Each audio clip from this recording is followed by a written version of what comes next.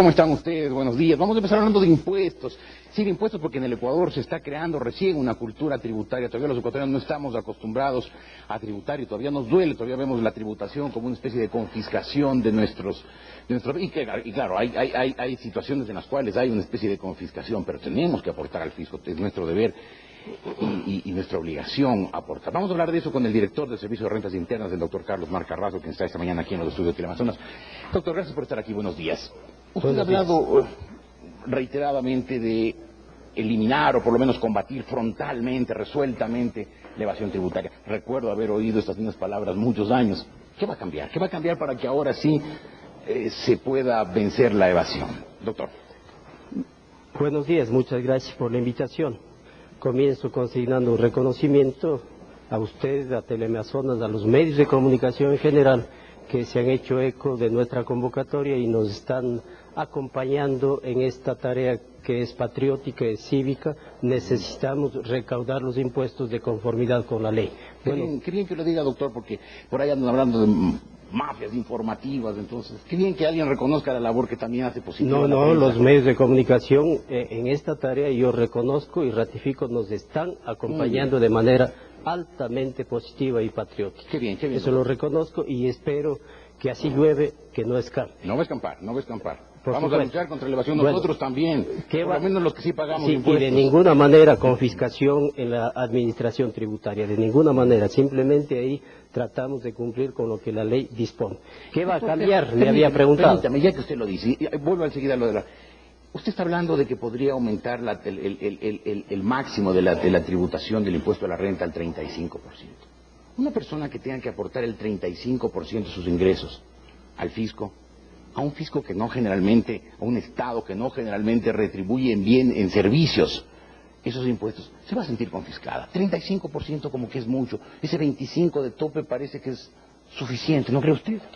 Bueno, yo entiendo que la confiscación es una suerte de asalto estatal, en este caso, a los fondos ajenos. Uso laxamente la palabra. Sí, bueno, pero cada palabra tiene su concepto, su contenido y su intención. Mire, el 35% es una posibilidad de que se incremente una escala o dos escalas en la parte alta, el impuesto a la renta para personas naturales llega hasta el 25%. Claro. Y existe la posibilidad que en el proyecto de reformas a la ley de régimen tributario interno se añadan unas dos escalas que signifiquen el 30 y el 35%. Pero mire, si el presidente de la República tiene un sueldo de $4.000, ¿a quiénes afectaría?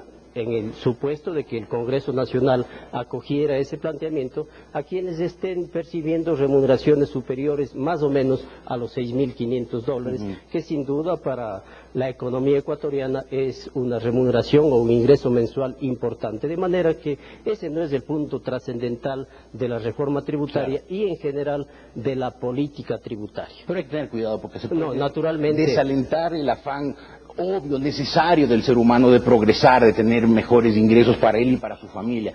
Y si es que le desalientan quitándole el 35% de sus ingresos cada mes, mucha gente va a decir, ¿para qué progreso? ¿Para qué mejoro? Si es que el Estado se me lleva más de la tercera parte de mis bienes legítimamente ganados. Hay regímenes tributarios que establecen tasas impositivas incluso superiores, bastante superiores al 35%. Sí, estamos hablando de países nórdicos donde el Estado le devuelve al ciudadano en servicios el 35% con creces. Naturalmente, no es pero mire, el caso histórico de Ecuador no era, pero ya comienza a ser.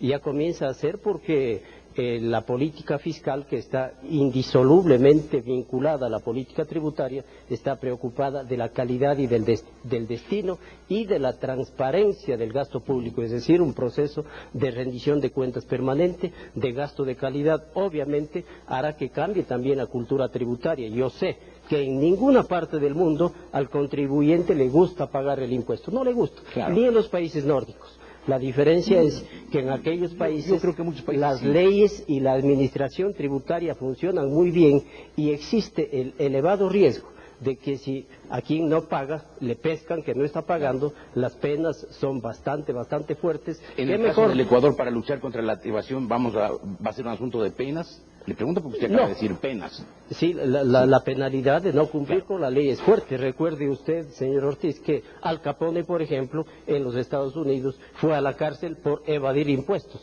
Fue diríamos, el delito que lo pescaron infraganti y con lo que sí le pudieron sancionar. Fue el Elliot Ness original. Elliot Ness original. No el otro Elliot Ness que tenemos aquí. No, para nada, para nada. Bien. Mire, ¿Cómo vamos a luchar contra la evasión? bueno, ¿cómo vamos a luchar? Primero hay un cambio de concepción. La política tributaria para nosotros no es simplemente una política que se preocupe de cobrar a la clase media y de dejar a los demás que simplemente paguen lo que quieren. En segundo lugar, la política tributaria, la que nosotros entendemos, es una política que se sustenta en principios de generalidad, de eficiencia, de equidad.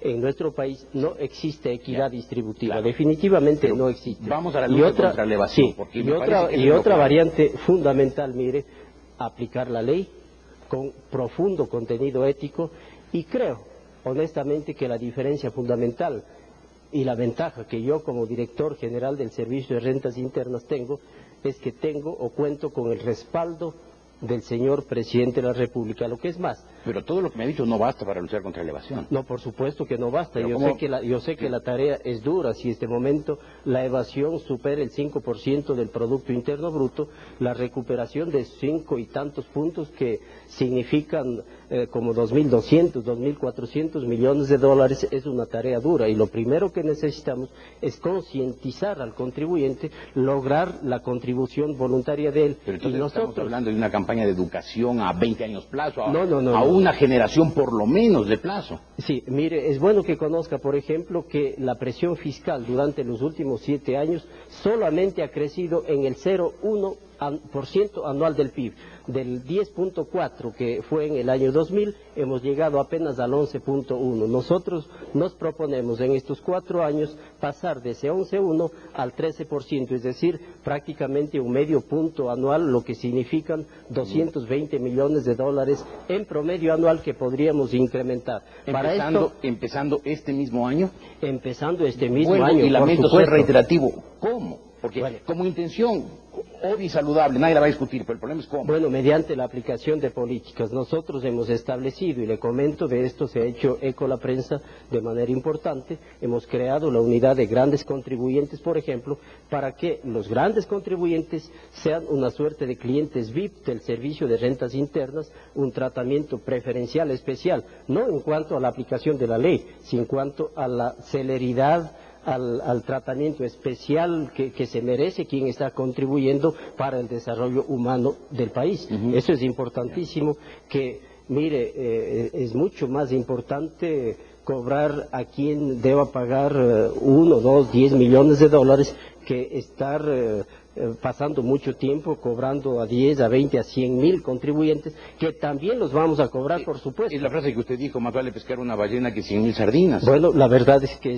eso es así, porque Lo que pasa es que aquí costo-beneficio se escapan por las redes la ballena y 99.000 de las 100.000 sardinas. Mire, yo temo que en el pasado había una consigna que partía desde Carondelet para no cobrar. Hoy es todo lo contrario. ¿Usted cree eso? Yo, honestamente... Desde Carondelet, el presidente de la República decía a fulano, son mis amigos, no les cobre, sí, a tales que fueron mis contribuyentes de campaña. Es la percepción que tengo, que simplemente... ¿Pero tiene alguna prueba, algún indicio cierto? Y además porque habían manejos políticos. Yo solamente quisiera preguntar, y le rogaría que lo haga si usted asume, que le pregunte a la señora Elsa de Mena por qué fue cambiada en 2 ocasiones. Me gustaría que ella diga al país por qué fue cambiada, si acaso se dieron o no presiones para que cobre o no cobre a determinado sector. Y en el caso suyo, ¿hay presiones para que sí cobre a Mire, determinado las presiones sector, del para señor que se vaya presidente de la específicamente República, contra alguien? no.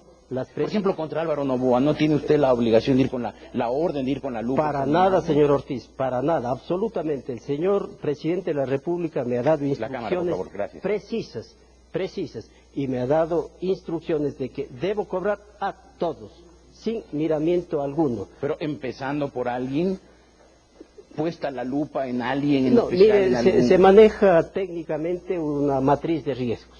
Esa matriz de riesgos nos señala alertas amarillas. y el grupo económico o la persona, el contribuyente, que en esa matriz de riesgos nos indique que debemos emprender procesos de auditoría, pues ahí vamos. ¿Y empezarán cuándo esos procesos de auditoría? Estamos ya, este momento están en procesos de auditoría ya por ejemplo, 9 empresas. ¿9 empresas o 9 grupos? Bueno, en algunos casos son empresas que pertenecen a grupos, pero mire, acabamos de establecer, y por favor permítame que el nombre no lo diga, pero acabamos de establecer una glosa a un importante grupo por $21 millones. Y quiero que se conozca que durante los últimos 6 o 7 años, en estos procesos de auditoría o de determinación, que ha llegado a cerca de un centenar de empresas, a las 100 empresas se les ha glosado con menos de $100 millones. Perfecto. Y que no se los ha cobrado porque Carrasco, los procesos judiciales quedan en los tribunales distritales. ¿Qué pasó del tema del impuesto al patrimonio que anunció el presidente Rafael Correa? ¿Se va a aplicar?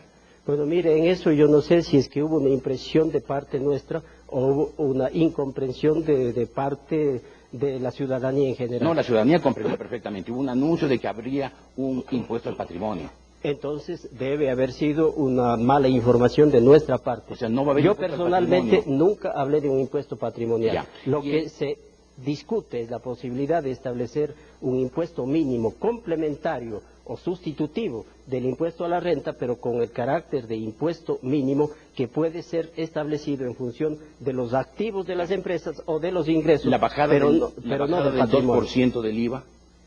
Eso va porque... Pero eso tiene que ir al Congreso. Claro, ahora el gobierno ya controla el Congreso, pero ¿cuándo van a mandar el proyecto? Bueno, yo no sé si el gobierno controla el Congreso. Yo le aseguro que lo que yo entiendo es que la sociedad, el pueblo, está comenzando a tener injerencia en el poder legislativo también. Yo creo que habría que esperar que pase este receso legislativo para que el señor presidente tome la decisión de enviar, pero el envío del proyecto con seguridad se lo hará luego de un proceso de, gracias, doctor. Gracias por haber de debate, de diálogo con todos los sectores. 7 de la mañana con 7 minutos, hacemos un corte, volveremos enseguida. Así era yo, quería bajar esos kilos de más y no volver a recuperarlos.